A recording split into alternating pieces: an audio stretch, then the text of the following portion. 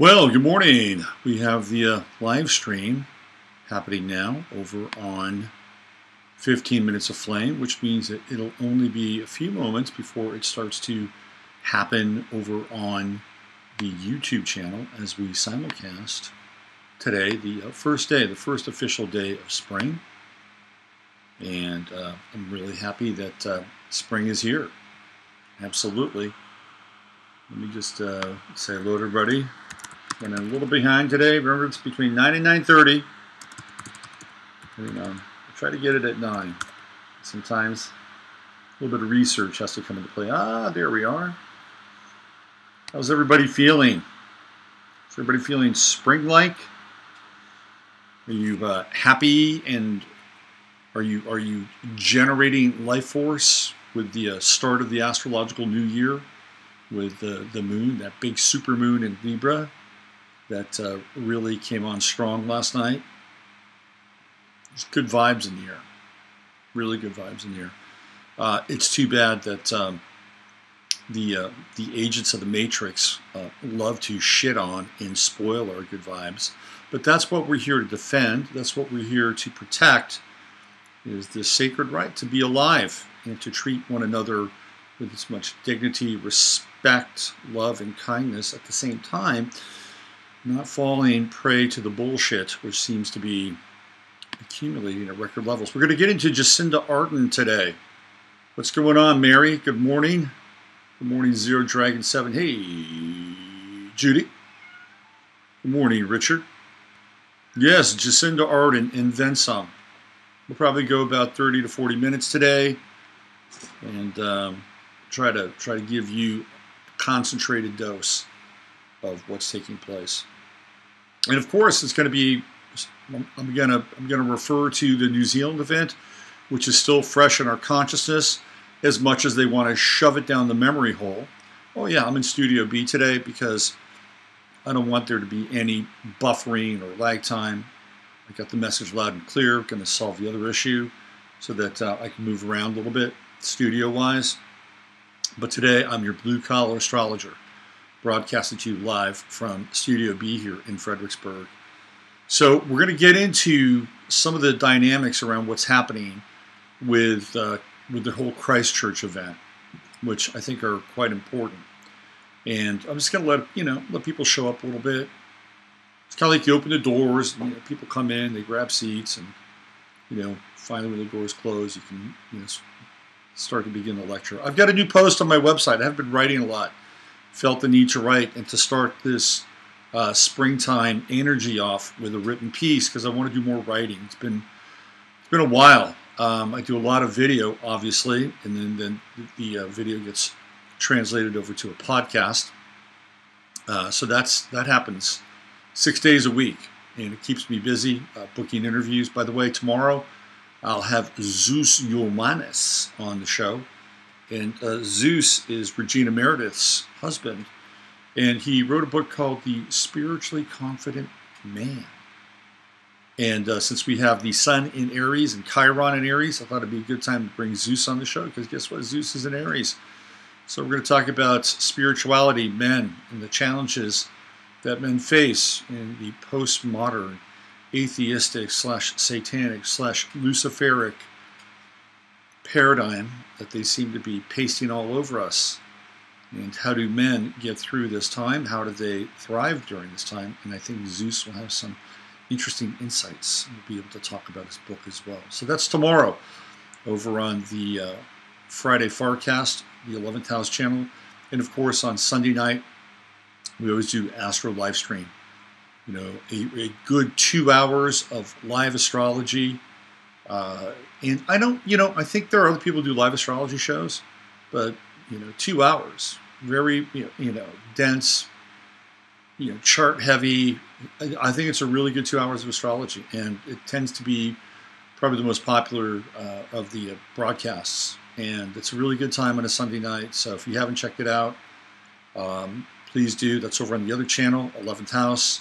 And of course, you can watch this stream every day here on 15 Minutes Flame, and on the 15 Minutes Flame YouTube channel, and also on the website. And eventually, I want everybody to come over to the website. And at some point in time, we'll probably have to come over to the website. You know what I'm saying? As people gather and get together, I just want to give you guys kind of an update of what's happening here in Fredericksburg with the anti-fluoride campaign. We met with a lawyer last week, really great guy, Roger Bourgel. He's out of Austin. He specializes in zoning laws and zoning language and environmental law, environmental language, and he's going to represent us when we meet with the city on the 28th. Not the city council, but the city manager and his crew. And it's pretty obvious that they want to change the language of our ballot. It's an old trick. They want to obfuscate the language. They want to create other alternatives so that we cannot get our pure, true ballot initiative across the finish line. And so we're bringing Roger in to be a part of the process so he can help us clarify the language. Now, what's interesting and what I didn't know about this, and I just found this out last week when we were in Austin, the city, any city in Austin can insert any language they want in a ballot measure. Any language they want. If they want to tweak and twist and turn and divert, they can do it. They can do it. And the Supreme Court of Austin just ruled a few months ago, not of Texas rather, just ruled a few months ago that that it can be done. And the reason why is that a case went to the Texas Supreme Court, the Supreme Court of Texas, highest court in the state here, and it had to do with an audit. People wanted to audit the city of Austin. And what the city of Austin did is it just completely twisted and torqued and mutilated the language so that the audit would have all these built-in expenses. Well, if you do this, it's going to cost this and this and this and this and this and this and this. And the people that put together the amendment to the city charter, the ballot measure, that's not what they wanted. They didn't want all that egregious language, which was going to scare the shit out of people. Oh, we're going to have to pay for this? We have to pay for an audit? Oh, forget it, man. So they went to the Supreme Court of the state of Texas, and the Supreme Court of the state of Texas said, they can do whatever they want. They can put in whatever language they want. So if we wind up getting a ton of pushback and the language is something that ultimately we don't agree with, guess where we're headed? Supreme Court. But we're going to hold the space that we get the language that we want, get the language that we need. This thing gets on the ballot measure in November, and clearly, cleanly, people vote for it, and we can take the fluoride, the industrial grade fluoride, the hydrofluorosilicic acid out of the water supply here, and hope that it can be an actual inspiration to other folks, other communities, other places. Because we're on the front lines now, whether it's the vaccine issue, whether it's fluoride, whether it's GMOs, whether it's 5G, 6G, 7G, we are on the front lines. And these are all systems of modification and systems of control, often brought to you without your consent. Now, you don't have to buy a genetically modified vegetable. You can buy a organic vegetable, sure. The standards of organic have been clearly softened and have plummeted, whatever that means now, organic. But at least you pay extra money, so you think you're getting something. You're not consenting to a genetically modified organism inside of a vegetable. So you have a choice there, right? At the very least, you have a choice. I guess if we wanted to, we could get different water, get water filter systems, but the water is prevalent. It's prevalent. It's everywhere, right? We water our plants with it, our animals drink it, and it has this hydrofluorosilicic acid. So to that end, we're going to have a series of videos that we're going to be showing the public here in Fredericksburg, and the first one is next week, and it's going to be on a topic or on a subject called poisoned horses. And this was a very powerful documentary that was put together by the Justice family. Isn't that a great name? Justice, J-U-S-T-U-S, Kathy Justice and her husband. And they're from Pagosa Springs, Colorado, and they had these wonderful horses.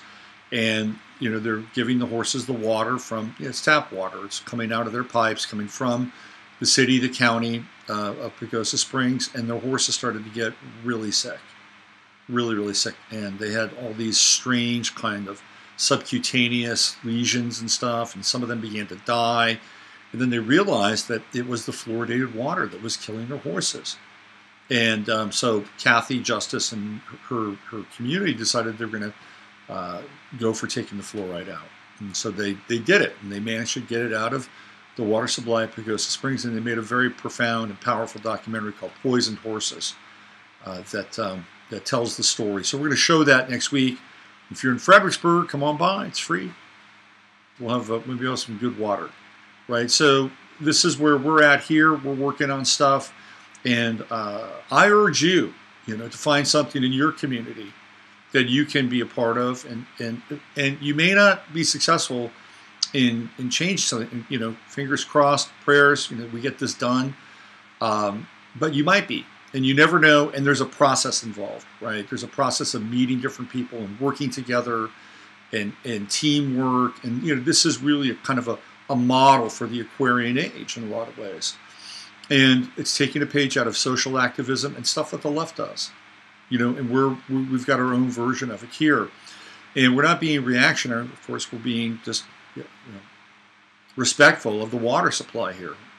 And, we didn't consent. We did not consent to that water, to that hydrofluorosilicic acid being in our water. So, we want the people in this town to either consent or not consent. And you know what?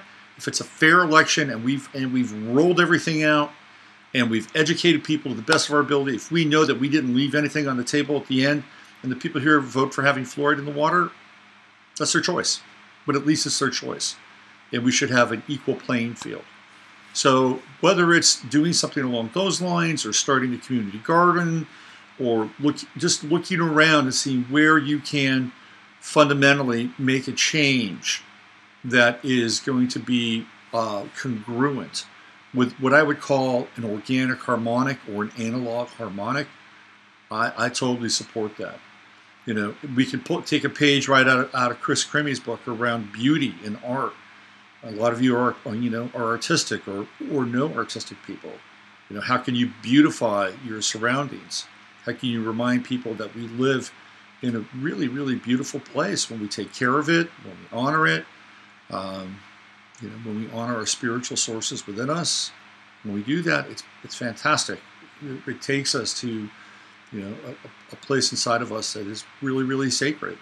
So figure something out. True note is in Cancer. Get local. All right, I think we got a few people here. We got 43 people watching. Rhonda's got a little comment here. It says a benzene plume over Houston this morning. Shelter in place has been declared. Yeah, Houston's had a state of emergency. I guess, what is that, Deer Park? I think it's called Deer Park. I think Deer Park is where the explosion was. And yeah. Andrea says, just now reading your new article on your page.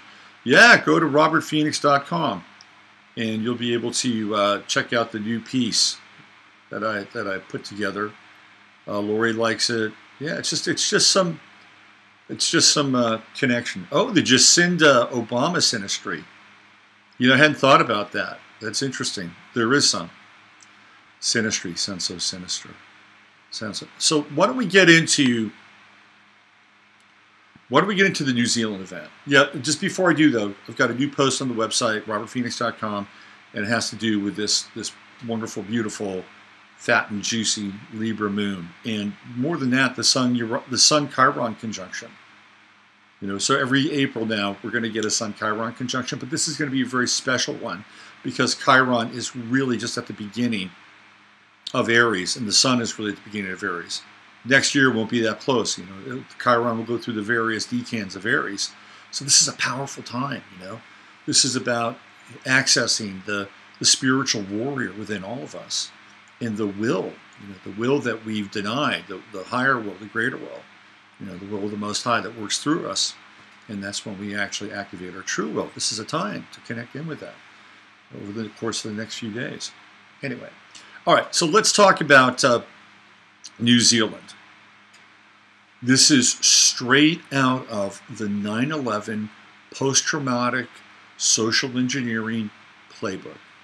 In order to understand what has happened in New Zealand, we have to go back in time, Mercury retrograde, and understand what happened with 9/11. Well, what did happen with 9/11? We had towers falling, collapsing, crashing, the Pentagon, that weird thing in Shanksville. Okay, we know that it was a staged event. Clearly, it was a staged event. We may not always agree on the actual staging, and this is what happens with these events afterwards. There are the naysayers, and they're the Judy Wood people, right? Projected energy weapons, small-scale nukes. There are the engineers, the architects. They've got their version. You got a guy who's like the wild man of 9/11, Ryan Dawson. He's got his version. There are a lot of different versions here. You've got the Christopher Bolden version, which I think is a pretty interesting version. What we know is that there was a collaboration. It was a collaborative effort with a number of different groups in order to take down the United States. There's a whole occult ritual that's associated with it. I've covered this a lot, okay? But what happened, and this is really important, what happened was it was a trauma-based event, okay? Trauma-based event, and we see these trauma-based events, and they've been a part of our lives for, gosh, as far as I can remember, and even prior to, my taking my first breath, these trauma-based events have been part of the social engineering program. Whether it's the Great Depression, or whether it's World War I, or World War II, the Korean War, or the Vietnam War, or the death of John F. Kennedy. These trauma-based events are very specific in what they are designed to do at a collective level is to split the individual. It is a macro version of the micro version of programming. There's the MK Ultra capital and letters and MK Ultra small letters. And I've talked about this before, how MK Ultra, which is still happening, by the way, the MK Ultra, the model for MK Ultra on an individual level was to crack the individual, into a number of different pieces, to shatter the mind. And inside the mind, there would be various compartments, various spaces. And then once those spaces were open, then programs would be inserted into those various spaces. And that's why people could have multiples, right? Multiple identities, multiple codes, multiple keywords, multiple programs. Kathy O'Brien was running about 4 to 5 different programs. This is what happened with her. This is what happens on an individual level when people get shattered. They get shattered, and then they're reprogrammed, and then those compartmentalized spaces are the access areas for triggers. And then people begin to act out of those compartmentalized spaces. We all have that, by the way. We all have that. We all have compartmentalized spaces inside of our consciousness because we've all experienced trauma. If you haven't experienced trauma, God bless you. God bless you. We've all experienced, and some of us more than others. And so how do we cope? We compartmentalize, through the coping. It's a coping mechanism. We cordon this event off because it's just too painful. And then what happens is we've got to go over here, and there's another kind of space that we'll occupy, but there's still this other space over here where this event is taking place, and it can be triggered again and again and again. So on an individual level, it's all happened to us in some way, shape, or form. Well, why? It's because there's a collective version of the MK Ultra programming, which shatters and then compartmentalizes the entirety, right? The collective. So when we have an event like the death of Kennedy, I was a very young boy. I saw him being. I saw the funeral procession from my hospital room when I was having my tonsils removed, and I think it was around 3.5. I know it was around 3.5 because that's when he died, right? I just turned 3, so November of 1963 was 3 years and 2 months. to be precise. And I asked my mother, I said, who is that? What's going on there? She said, well, that's the president. I said, what happened to him? And he died. And this is his funeral. I'm like, oh, okay. Oh. That was one of my first, I've got a very vivid memory around this. And I was not old enough to be part of that generation that was completely atomized by Kennedy and his death. And I've read accounts, people, where were you? This is where I was. This is where I was when John F. Kennedy died.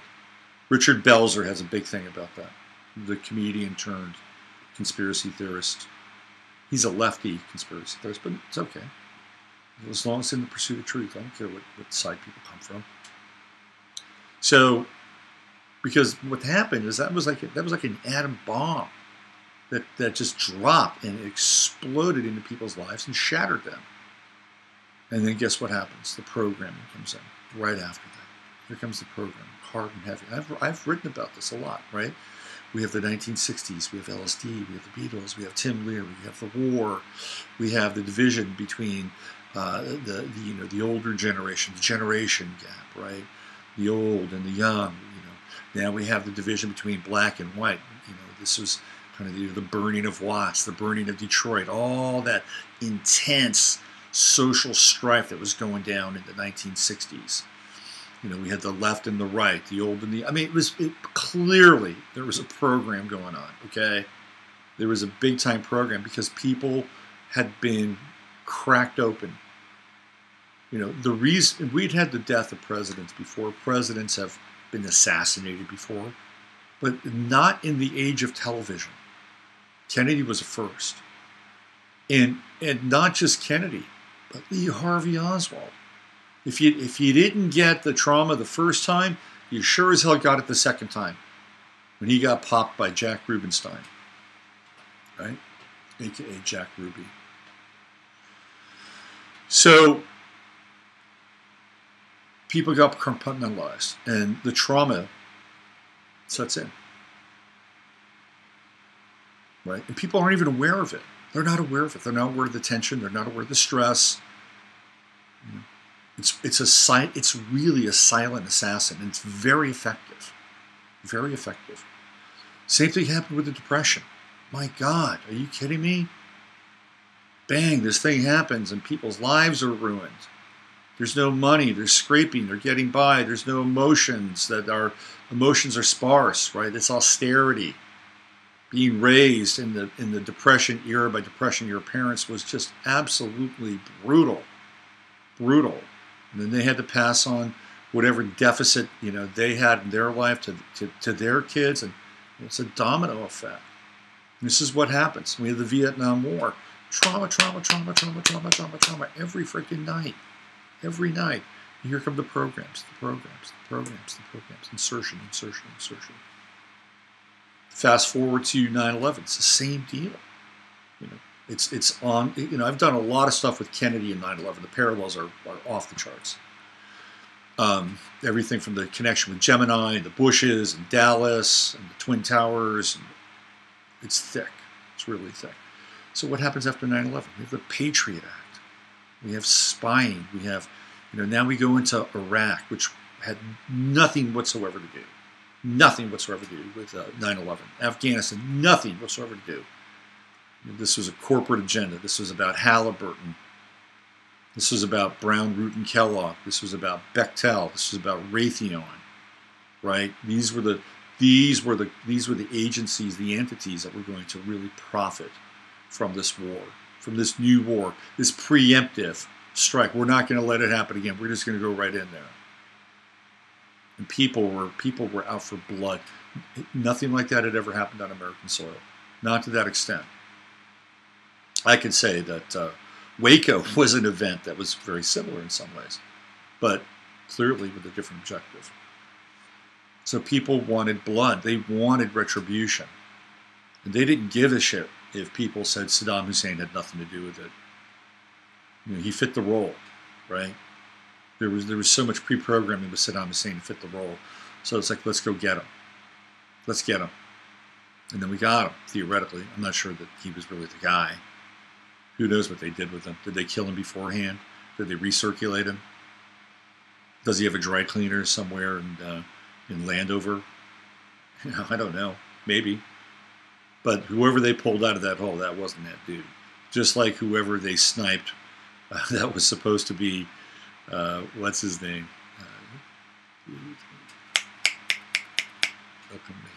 Osama bin Laden.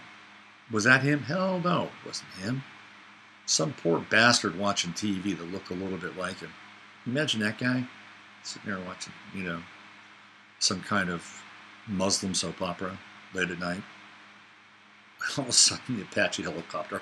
Boom, boom, boom, boom, boom, boom, boom. He's like, oh shit, man. Found himself in a whole different drama. But then what happens after Iraq? So things are like, okay, we're going there, we're going there. It doesn't matter. It doesn't matter if there's no yellow cake. It doesn't matter if there's no rods or tubes or anything that Colin Powell said was there. It doesn't really matter. There was nothing around Tikrit or any of these other areas that Dick Cheney was babbling on and on. It didn't matter. What mattered is that we're going to get this guy.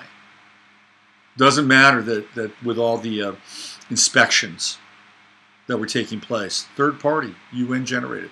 Chemical warfare, there's no chemicals here. Didn't matter. People wanted retribution, and they got it. They got their version of Saddam Hussein. But along the way, other things happened. Abu Ghraib happened. Are you kidding me?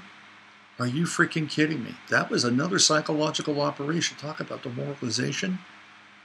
This was the one time in history where people began to feel sorry for us as a country. It's like, oh my God, oh, those poor bastards. Yeah, they're obnoxious, they're arrogant, but look what just happened to them.